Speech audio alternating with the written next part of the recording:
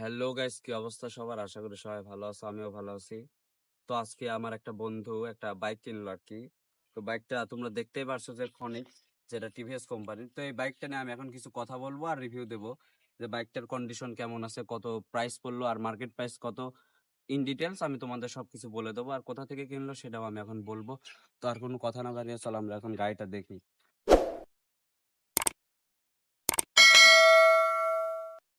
সেইদিকে প্রথমে দেখতে পাচ্ছ যে এটা একটা গাড়ি, টিভিএস এর ফনিক্স গাড়ি। ঠিক আছে, তো গাড়ির এই যে একটা গাড়ির ডিস্কটা এদিকে আসো, একটু ভিডিওটা এদিকে আনো। মোটামুটি কিন্তু এখানে একটা ডিস্ক কন্ডিশনটা আমি দেখতেছি মোটামুটি ভালোই আছে। সেকেন্ড হ্যান্ড গাড়ি হিসাবে গাড়িটা মোটামুটি ফুল ফ্রেশ টাইপের একটা গাড়ি। তারপরে এই জায়গাতে একটা pick up, horse pick up টাইপেরও একটা পিক আপ দেওয়া আছে সাধারণত। আর গাড়ি তেমন আসলে মায়ের খাওয়া নাই, এই জায়গাতে হালকা একটা ক্র্যাশ পড়ছে, যেটা সেকেন্ড হ্যান্ড গাড়ি কিনতে গেলে আমরা সবাই জানি যেটা থাকবেই সাধারণত। তবে গাড়িটা আমি যতটুকু টেস্ট রাইড দিছি, যা বুঝেছি গাড়িটা খুবই সফট এবং গাড়ির একটা মাইলেজও খুব ভালো দেয়। আপাতত মাইলেজ দিচ্ছে মনে হয় 50+, সেকেন্ড হ্যান্ড গাড়ি হিসাবে। গাড়িটার মডেল হয়তো বা 2000, গাড়িটার মডেল কত হবে? 2018। 2018 মডেল অনুযায়ী গাড়িটার কন্ডিশন কিন্তু এখনো ফুল ফ্রেশ আছে, তোমরা দেখতেই পারছো। এদিকে আসো একটু, এই যে ইঞ্জিল কন্ডিশনটা মোটামুটি ভালো আছে আমি দেখছি।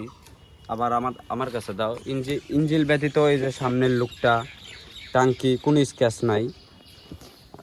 তারপরে এদিকে হচ্ছে তোমার হচ্ছে টায়ার, এই যে টায়ারটাও কিন্তু একদম ফুল ফ্রেশ কন্ডিশনে আছে। সেকেন্ড হ্যান্ড গাড়ি হিসাবে আমি মনে করি যে এটা একটা বেস্ট কোয়ালিটির গাড়ি। গাড়িটার প্রাইস পড়ছে কত? গাড়িটার প্রাইস পড়ছে হলো 70,000 টাকা। 70,000 টাকা, যেটার মার্কেট প্রাইস আপাতত আছে হচ্ছে 1,49,000 টাকা, মানে 1.5 লাখ টাকা। সামনের চাকাও কিন্তু এখনও কিন্তু কোনো ডিস্ক কাটা হয় নাই আর কি, সরি, টায়ার কিন্তু এখনও কোনো কাটা হয় নাই, টায়ারের দাগও ঠিকঠাকই আছে, ডিস্কটাও ফুল ফ্রেশ, একদম হাইড্রোলিক ব্রেক এখনও কাজ করে। তো আচ্ছা সাকিব, তুমি তোমার গাড়িটা একটু স্টার্ট দাও, আমি একটু ইঞ্জিনের সাউন্ডটা শোনাই সবাইকে যে আসলে সাউন্ডটা কেমন। এখানে কিন্তু একটা সেলফ স্টার্টও আছে, তোমরা দেখতে পাচ্ছ যে একটা ডিজিটাল মিটার দিয়ে দিছে। গাড়ির গিয়ার কিন্তু চারটার, এই যে ইঞ্জিনের সাউন্ডটা অবশ্যই তোমরা শুনতে পারছো, একদম পারফেক্টলি প্রপার লেভেলের একটা সাউন্ড আছে। যে আমি মনে করি যে ওই বিভিন্ন শোরুম থেকে কেনার থেকে এরকমভাবে মার্কেট প্লেস থেকে দেখে দেখে গাড়ি কেনাটাই বেটার হবে আশা করি।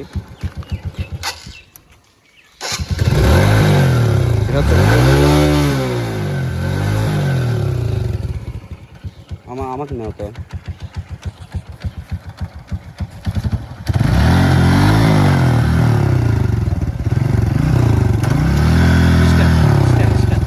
গাড়ির সাউন্ডটা কিন্তু মোটামুটি খুব ভালো কোয়ালিটির আছে, আশা করি এটা কখনো খারাপ হবে না। যেহেতু 70,000 টাকার বাজেটের মধ্যে এর উপরে আর তেমন কোনো ভালো গাড়ি আমি মনে করি পাওয়া যায় না। তবে এই গাড়িটা আমার খুবই ভালো লাগছে।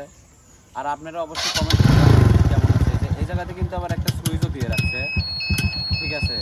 আচ্ছা, ইন্ডিকেটার কি সবগুলো ঠিকই আছে? সব ঠিক আছে, সব ওকে। আচ্ছা ঠিক আছে, আমি দেখতেছি যে ইন্ডিকেটার ঠিক আছে নাকি। ওকে, সবই ঠিক আছে, এটাও ঠিক আছে, ওকে। একটা টেস্ট রাইড দেই।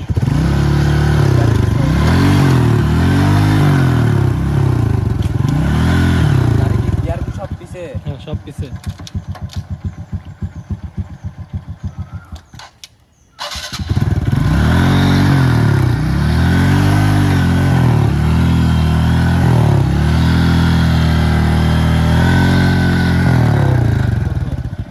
ছোট দেখতেছি, টেস্ট রাইড দিয়ে আছে। গিয়ার কি দেওয়া আছে? গিয়ার যে দেওয়া আছে কিনা এটা বুঝবো কিভাবে আমি? এটা বোঝার ওয়ে নাই, টিভিএস এই সিস্টেমটা চালু হয় না।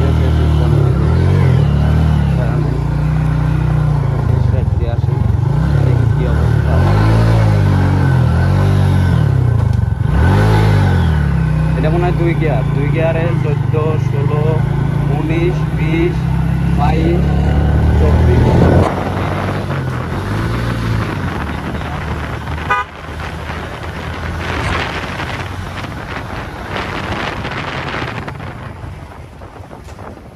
আপাতত যা আমি বুঝলাম যে গাড়ির কন্ডিশন খুবই ভালো আছে, সব দিক থেকে ওকে আছে। গাড়ির টান ওয়েট সবই ভালো আছে। তার গাড়িটার আমি চাই যে একটা মাস্টার করে সার্ভিস করানো যায়, তাহলে খুব ভালো হবে। সেলফ ছেড়ে দিচ্ছে বারবার সমাধান করা যায় কি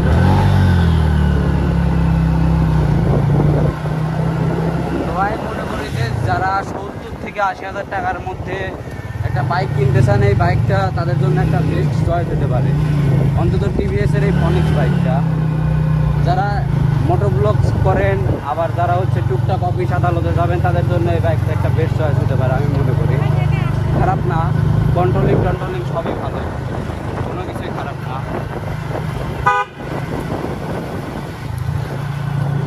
খুবই ইজি ফিল লাগলো গাড়িটা চালায়, এবং গাড়িটার হাইড্রোলিক থাকার কারণে গাড়িটা আরও বেশি ভালো লাগলো চালাতে আর কি। তো এই গাড়িটা হচ্ছে, গাড়িটার বেস্ট পজিশন হচ্ছে কি যে 2018 মডেল হওয়া সত্ত্বেও গাড়িটার কোয়ালিটি এখনও একদম ফুল ফ্রেশ আছে, এই কারণে আমার কাছে আরও ভালো লাগছে। যদিও গাড়িটাতে হালকা সেলফ ছেড়ে দিলে একটু গিয়ারে প্রবলেম হচ্ছে, বা ক্লাচ দিলে একটু গাড়িটার টান কম হচ্ছে, তারপরে আমি মনে করি যে এটা কোনো সমস্যা না। এটা যদি একটা মেকারের কাছে যা বলা যায় যে এরকম সমস্যা 2-4 মিনিটের মধ্যে এটা ঠিক করা যাবে, এটা খুব বড় প্রবলেম না। তো এখন যে গাড়ি কিনছে তার মতামত আমি শুনবো যে সে গাড়িটা চলায় কিভাবে, কি রকম ফিল পাচ্ছে কি পাচ্ছে না। হ্যাঁ সাকিব, তো তুমি গাড়িতে চলা আলহামদুলিল্লাহ খুব ভালো ফিল পাচ্ছি। তো যাই হোক, রিসেন্ট গাড়িটা নিছি, গাড়িটা নিয়ে আমার খুব একটা অভিজ্ঞতা সম্পূর্ণ ব্যক্তি না, গাড়িতে ওরকম ফার্স্ট টাইম আমি গাড়ি চালানো শিখতেছি বা চালানো আমার। তো মোটামুটি আলহামদুলিল্লাহ খুবই ভালো রেজাল্ট, খুবই গুড, কোনো ব্যাড রিপোর্ট নেই তোমার আর Bad কি? report আমি আপাতত পাচ্ছি না। আপাতত পাও নাই, যেহেতু তুমি ওইভাবে গাড়ি কখনো, করানো হয় তাহলে হ্যাঁ, হয়তো আমি একটা ধারণা পাবে। এটা ঠিক আছে, ভালো বা খারাপ।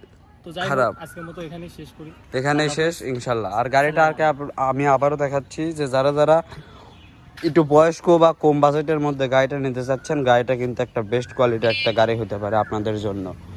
গাড়িটার লুকও আছে, খারাপ না, অল ইজ ওকে, খুব ভালো লাগছে গাড়িটা।